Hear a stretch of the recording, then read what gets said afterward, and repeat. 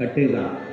ये दुनिया के लोग कहते हैं कि हम शिव के मंदिर में जाएंगे तब हमारा दुख कटेगा।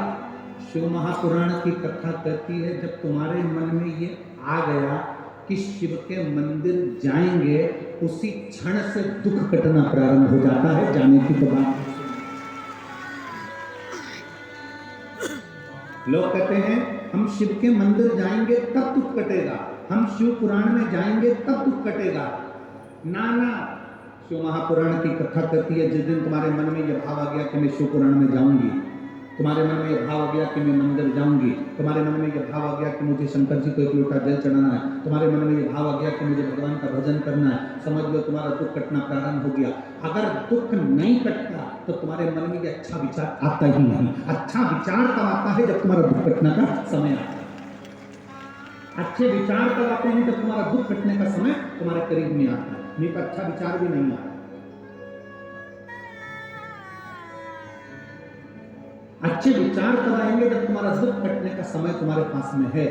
आप जितने लोग शिव महापुराण की कथा में बैठते हो, क्यों हम इतने विश्वास के साथ क्यों कह देते हैं कि जितने लोग कथा सुनने आए हो बाबा तुम्हारी झोली भरेगा, इतने विश्वास के साथ हम कहते क्यों?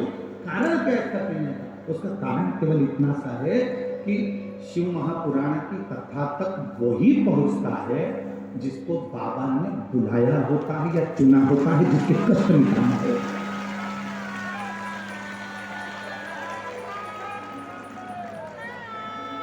जिसके कष्ट मिटाना होते हैं उसी को बाबा यहां तक बुलाता है, नहीं बुलाता।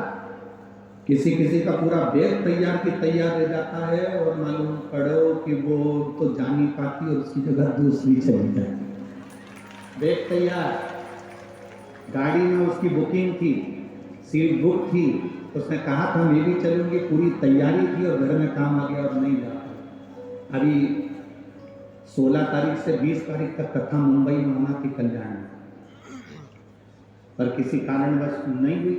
वो कथा 40 गांव हो गए महाराष्ट्र में। 16 तारीख से 20 तारीख तक 2 बजे से 5 बजे तक वो कथा वहां पहुंचे। जिसके भाग्य में हो, जिसके ललाट पे लिखा होगा, जहां बाबा को पहुंचना होगा वहां पहुंचे।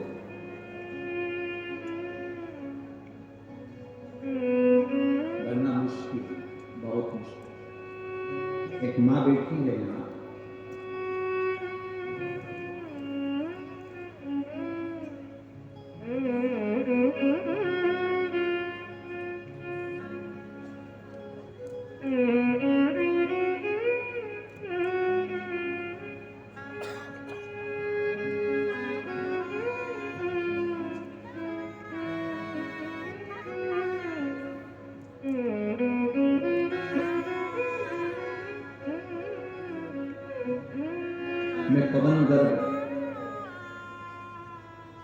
मैं पवन गर्ग निवासी गुड़गांव हरियाणा से हैं। मेरा मोबाइल नंबर ये है। कहीं बैठे हैं पवन जी गर्ग? आप ही हैं? दोनों हाथ मिला श्री शिवाय नमस्ते। मैं पवन गर्ग निवासी गुड़गांव हरियाणा। एक बार वापस आतीगा। ठीक, मेरा मोबाइल नंबर ये है। गुरु जी भोले बाबा की कृपा का मैं क्या वर्णन करूं। 2020 मई में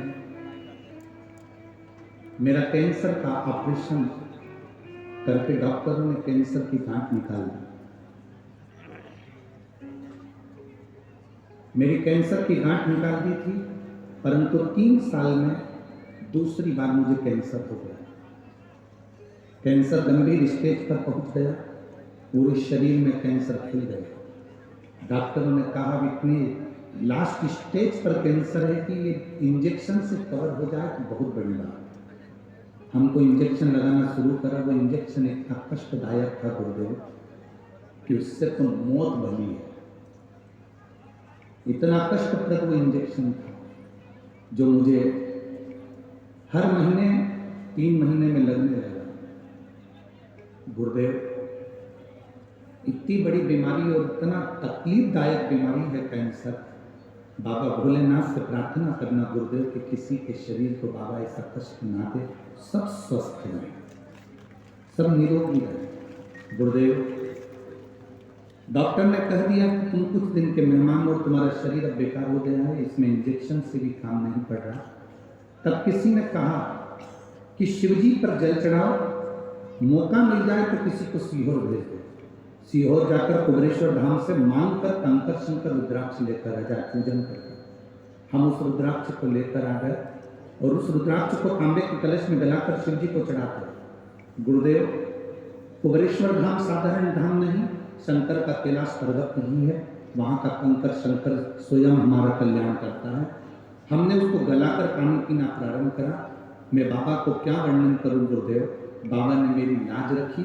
जो कैंसर मेरे पूरे शरीर में फैल चुका था, वो शिव जी पे चढ़े हुए जल और एक बेलपत्र से आज मेरी रिपोर्ट 0 आई है। इसलिए मैं बाबा को यहाँ नमन करने के लिए आया। गुरुदेव, ये कथा का पंडाल नहीं है। टीवी वाले भी इस लाइन को जरूर पढ़ना जो बच्चे ने लिखी है। जितने लोग एलईडी पर कथा पढ़ रहे हो या लेटर पढ़ रहे हो तो इस लाइन को जरूर पढ़ना। यह कथा का पंडाल नहीं है। आप लोग अगर आस्था चैनल पर कथा सुन रहे हैं तो टीवी पर भी पढ़ें। यह कथा का पंडाल नहीं, भोले बाबा का मेडिकल कैंप है, जहां जो आता है उसका कष्ट मिट ही जाता है। आप इसको एलईडी पर पढ़ें, आस्था चैनल पर पढ़ें। और गुरुदेव, ये साधारण सा कैंप नहीं है। टीवी के सामने बैठकर तो केवल हम थोड़ा सा उपचार लेते हैं, पर कथा के पंडाल में पहुंचकर हम पूरे ठीक होकर जाते हैं। ये शिव तत्व है बाबा की।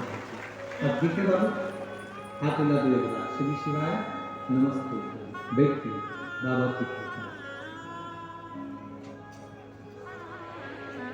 एक बेलपत्र आपने मांगी है तो आजा ले। और एक बेलपत्र वो जो बाबा जी खड़े हुए थे, उनके बेटे यहाँ बाजू में बैठे हैं ना, वो भी होगा एक बेलपत्र। हरे खानी ना जाता दर से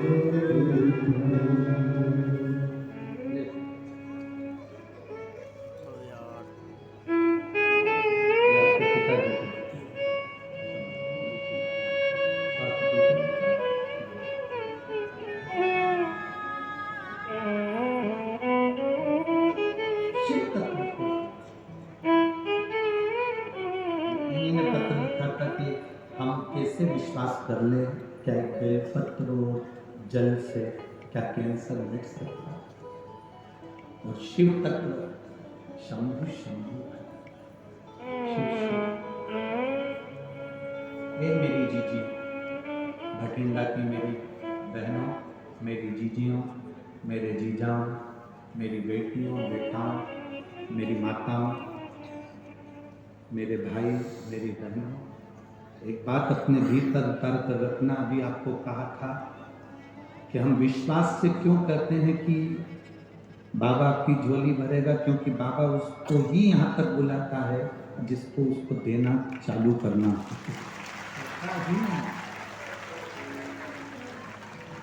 तथा मुंबई होने वाली थी, 40 गांव में हो रही है, मतलब 40 गांव वालों ने कोई पुण्य ज़्यादा किए होंगे और 40 गांव महाराष्ट्र वालों की कोई शिव भक्ति इतनी प्रबल हुई होगी। हम तो कहेंगे जो कथा करा रहे हैं 40 गांव में उमेश जी पाटिल जी, जलगांव के सांसद जी, हम तो कहेंगे आपके भाग्य प्रबल हैं। श्रीमती संपदा ताई पाटिल जी, आपके भाग्य प्रबल है, इसलिए भोलेनाथ जी ने आपको चुना है और ये शिव महापुराण की कथा 40 गांव महाराष्ट्र तक पहुंची। बिना कृपा के नहीं होती।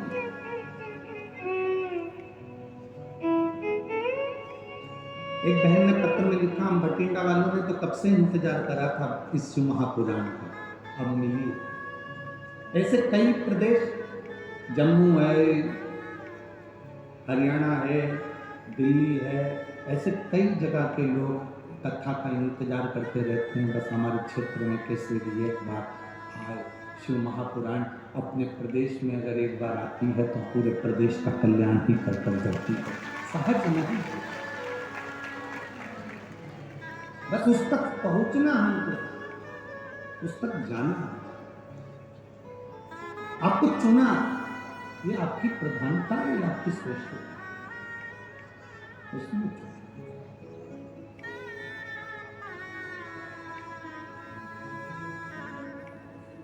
एक महेंद्रपुरम के राजा और रानी दोनों शंकर के भक्त थे, पर उन्होंने शिव जी से कभी कुछ नहीं मांगा था, केवल भक्ति करते थे, कुछ नहीं। हम तो कहते हैं जो शंकर के मंदिर में एक लोटा जल चढ़ाने लगता है ना, उसको मांगने की जरूरत ही नहीं पड़ती है। लोटा भरा हुआ जाता है और जब मंदिर से तुम खाली लोटा लेकर जाते हो, वो खाली नहीं रहता, बाबा उसको इतना रोज भरकर भेज देता है कि तुम्हारी जिंदगी सार्थक हो जाती है, इतना भरकर भेजता है।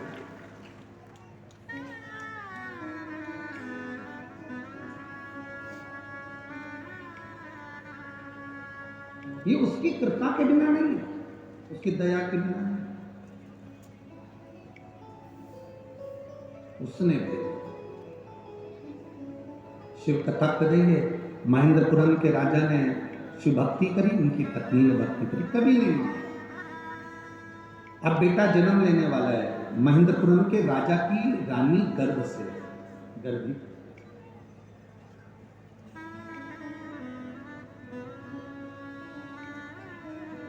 और रानी जब गर्भ से थी तो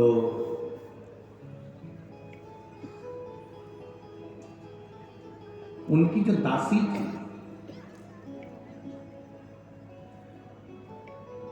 वो दासी शिव की विरोधी थी। बहुत ध्यान से सुनना कि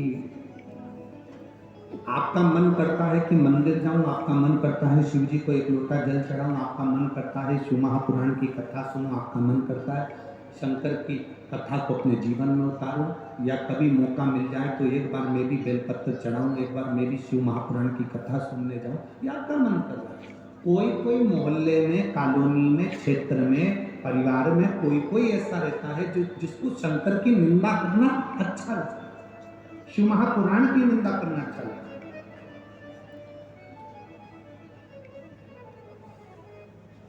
कोई कोई ऐसा है उसको निंदा प्रिय लगती है, उसको निंदा अच्छी लगती है। कितना बड़ा दोष है शिव महापुराण की निंदा, शंकर की निंदा, शंकर की निंदा करना या शंकर की निंदा सुनना। देव ऋषि नारद ने शिव जी की निंदा करी थी तो बंदर का मुंह लगा था, भगवान विष्णु ने शिव जी की निंदा सुनी थी तो उनको घोड़े का मुंह लगा था। उनका हयग्रीव अवतार हुआ था भगवान नारायण का, क्योंकि घोड़े का मुंह लगाया गया था, उन्हें निंदा सुनी।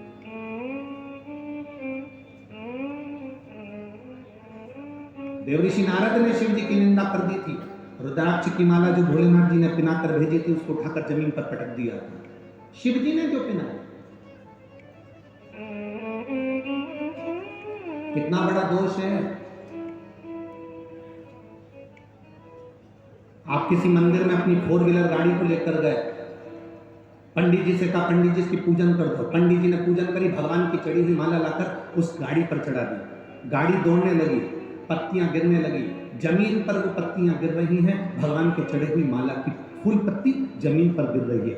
उसका दोष पंडित को जितना लगेगा उससे ज्यादा दोष तुमको भी लगेगा, क्योंकि भगवान की चढ़ी हुई माला उसने गाड़ी पर चढ़ा दी और वो गाड़ी घुड़ घुड़ कर जा रही है और उसकी पूरी माला पत्तियां पांव में आ रही।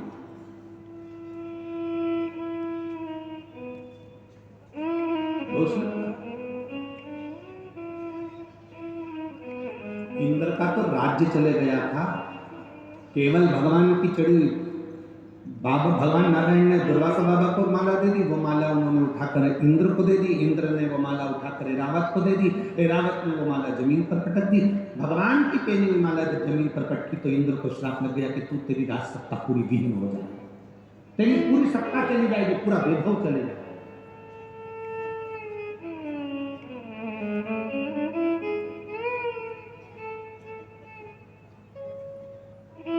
तेरा पूरा वैभव समाप्त हो जाएगा। हमारी ये व्यासपीठ की हमारी एक नियम है, हमारा व्यासपीठ का एक नियम, बेलपत्री हम उसी को देते हैं जिसके हृदय में जरूरत है, जिसको जरूरत नहीं हम उसको बेलपत्र भी चेहरा देखकर समझ जाते हैं कि उसको जरूरत है कि नहीं, उसको क्या करेंगे, ले गए, पटक दी, फेंक दी, कहीं काम की ना रही। एक बार कभी गीता प्रेस गोरखपुर की शिव महापुराण की कथा पढ़ना, और गीता प्रेस गोरखपुर की शिव महापुराण की कथा को पढ़कर देखना। गीता प्रेस की गोरखपुर शिव महापुराण की कथा में लिखा हुआ है कि शंकर भगवान की पोथी पर शिव महापुराण जहां हो रही हो, वहां जो बेलपत्र पोथी पर समर्पित होती है, वो बेलपत्र नहीं रहती, वो दुनिया की सबसे बड़ी औषधि हो जाती है। उसका अध्ययन अगर आप लोग करेंगे, शिव महापुराण को अगर पढ़ेंगे तो आपके अध्ययन में आएगा, आपके स्मरण में आएगा। पढ़ो उसको, कहीं सीओ ने हमारा झूठ तो नहीं बोल दिया कि अपने मन से बोल दिया। पढ़ो, विद्येश्वर संहिता पढ़ो, उमाखंड पढ़ो, कुमार संहिता पढ़िए, पढ़ो, उसमें मालूम पड़ेगा।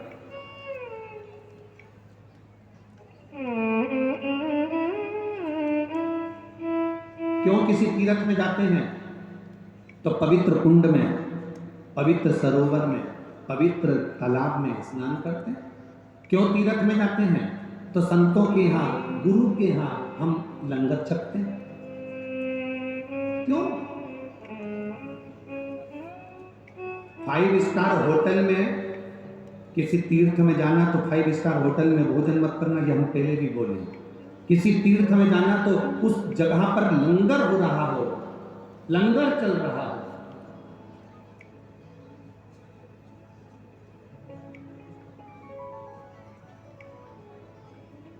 कोई गुरुद्वारा नजदीक में पड़ गया हो, बहुत प्रचलित गुरुद्वारा, साहब हम वहां जाएंगे, लंगर चलेंगे, साहब कहीं पर प्रसाद का सुंदर संत का डेरा हो, साधु का डेरा हो, वहां कुछ रूखी रोटी भी मिल जाएगी तो उसको चख लेंगे।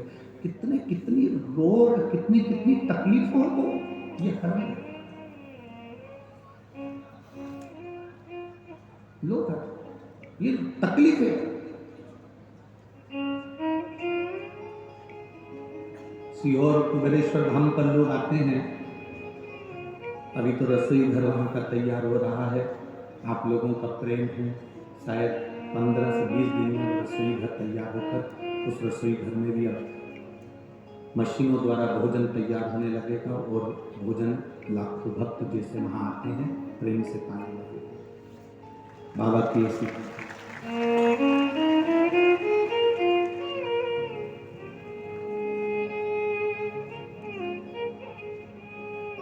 ठीक है, पूरी तरह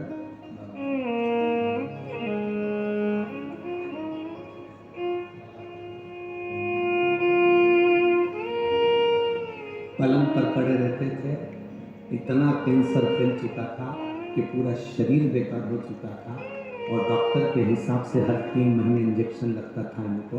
अब ये बाबा की कृपा से पंडाल में बैठकर कथा सुन रहे हैं।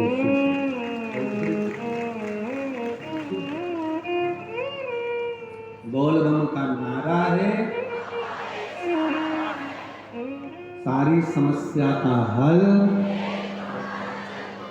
शिव तत्व की प्राप्ति।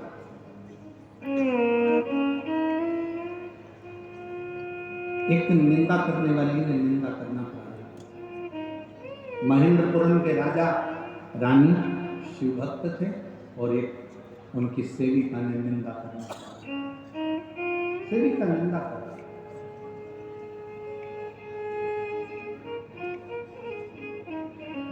गर्भ में बच्चा होना, गर्भ में संतान होना, तो थोड़ा ध्यान रखना कि गलत संगति से दूर। लोग गलत संगति किसको समझते हैं कि साहब ये मत खाना, वो मत खाना, ऐसा मत करना, वैसा मत करना। गलत संगति इसको भी कहते हैं कि आप निंदा ना सुने, आप चुगली ना करें, आप, क्योंकि बच्चे में वो असर आ जाता है, बच्चे में वो असर आ जाता है। एक बार हम कहीं कथा करने के लिए गए, और कथा करने के लिए गए तो वहाँ पर एक जजमान, उस समय बहुत पहले की बात है, 15-20 साल पहले की, तो वो जजमान उन्होंने कहा कि गुरुजी आपको हमारे घर आना ही पड़ेगा। अब 20 साल पहले की बात है, तो हम गए उसके यहाँ गए तो उसका एक 9 साल का लड़का, उसकी माँ ने सेब कतर के रखा, केला ला कर रखा, फल ला के रखे, उसका लड़का दौड़ कर आया। हमने तो खाया ही नहीं, उससे पहले वो सब खा लिया। 9-10 साल का लड़का, 9 साल। थोड़ी देर बाद उसकी माँ ने चांदी के गिलास में दूध भर कर रखा, और चांदी का गिलास जल्दी गर्म हो जाता है और दूध के कारण और ज्यादा गर्म हो गया। वो लड़का तोड़ कर आया, गटर गटर करके दूध पी। चलो कोई बात नहीं। उसकी माँ आंखों में आंसू भरकर हाथ जोड़कर कहने लगी, आपका अपमान हो गया गुरुदेव। हमने कहा कोई बात नहीं जीजी, अपमान तो चल जाएगा, पर एक बात पूछूं तेरे से, ये कैसे हुआ?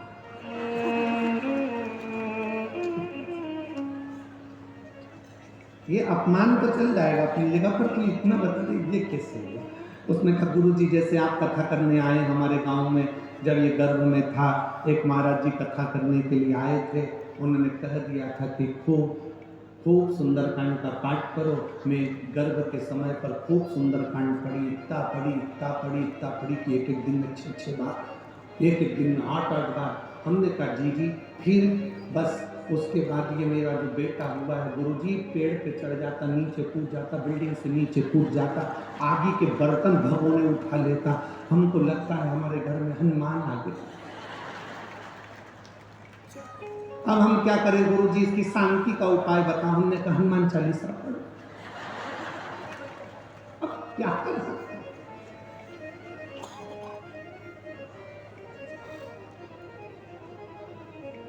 अरे पवन तनय संकट मंगल मूर्ति,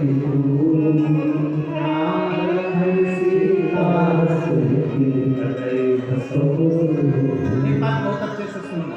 अरे तुम्हारी बीपी की गोली है ना, शुगर की गोली है ना, वो डॉक्टर कह देता है सवेरे शाम एक लेना।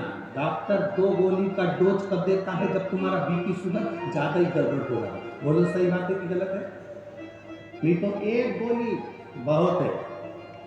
पंडित जी ने ये थोड़ी ना कहा था कि दिन भर 24 घंटे ही सुंदरकांड पढ़ो। तुमने टेबलेट ज्यादा ले ली, गोली ज्यादा खाई।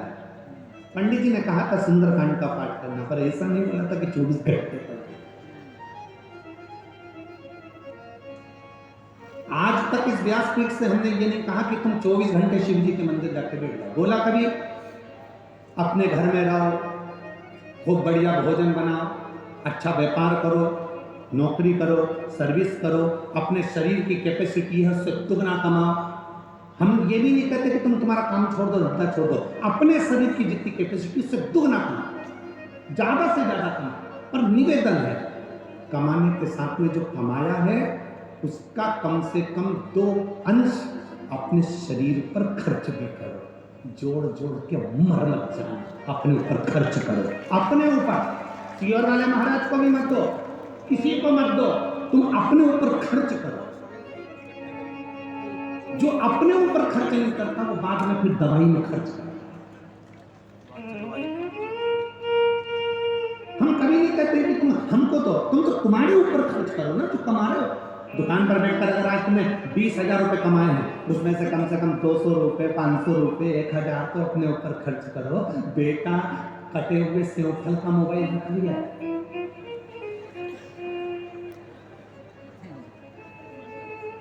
बोलते इतने समझदार बेटे बहुत जोरदार, सब चतुरों। बेटा कटे हुए सेवफल का मोबाइल रख रहा है, बेटा एप्पल का मोबाइल रख रहा है, और तुम आवाज ही नहीं आती।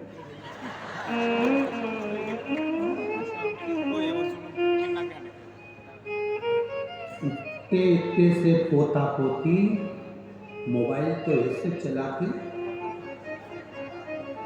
दादाजी के मोबाइल पर फंक्शन बिगड़ता तो पोता पोती से सुधरवा लेते। इधर हाँ दादू क्या हो गया, देखते इसमें आवाज नहीं आ रही, वॉल्यूम कम होगा। दादू मेरे को दे, उसने फंक्शन निकाला, वॉल्यूम पे जोर दिया। तो बच्चे ने पूछा, दादाजी ने पूछा क्यों है, तुझे मोबाइल चलाना किसने सिखाया? किसी ने नहीं, जब मैं पेट में था मम्मी।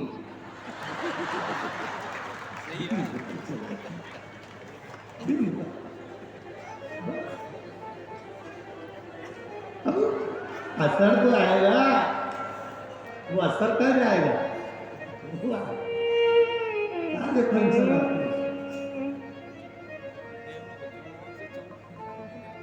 सब फंक्शन आते हैं उसको, एक भी फंक्शन ऐसा नहीं है जितने तो तुमको प्रश्न के उत्तर नहीं आते उतने उसको आते। एक बच्चा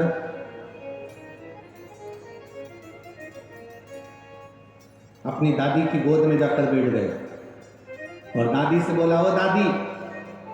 दादी बोली क्या है? टे बोल टे। दादी ने बोले टे क्या होता? तू बोल तो प्लीज दादी, एक बार तू टे बोल। दादी बोली मैं टे नहीं बोलूँगी, तू पहले बता मुझे टे क्यों बोल रहा है? दादी तू पहले टे बोल। दादी बोली नहीं बोलूँगी। दादी ने 5 रुपए दिए, ले टॉफी खा लेना, अब बता मुझसे टे क्यों बुलवा रहा है? दादी रात को मम्मी पापा पलंग पे बैठ के बात कर रहे थे, जब बुढ़िया टे बोल जाएगी तो सारी प्रॉपर्टी अपनी हो जाएगी। सब प्रॉपर्टी बठिंडा वालों कुछ भी हो जाए कट्टे नहीं बोलेंगे। ये तो लगे हैं तैयारी में। बच्चे जो सीख रहे हैं वो हमको दे रहा है, जो सीखे। आप निंदा सुनेंगे, बच्चे अंदर निंदा को ग्रहण करेंगे। आप उत्तरा का चरित्र है, अभिमन्यु का चरित्र है। अभिमन्यु ने जो श्रवण करा था वो सामने प्रकट किया, बस चक्रव्यूह से निकलना नहीं, नींद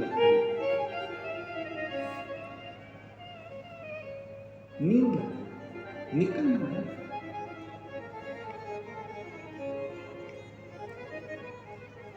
गर्भ में जो बच्चा था, माँ परमात्मा का भक्त थी, पिता परमात्मा के भक्त थे, पर घर में जो बच्चे ने जन्म लिया वो परमात्मा का भक्त नहीं। उसके अंदर निंदा इतनी भरा गई थी कि शिव का द्रोही हो गया। निंदा, वो शिव का द्रोही, असुर हो गया।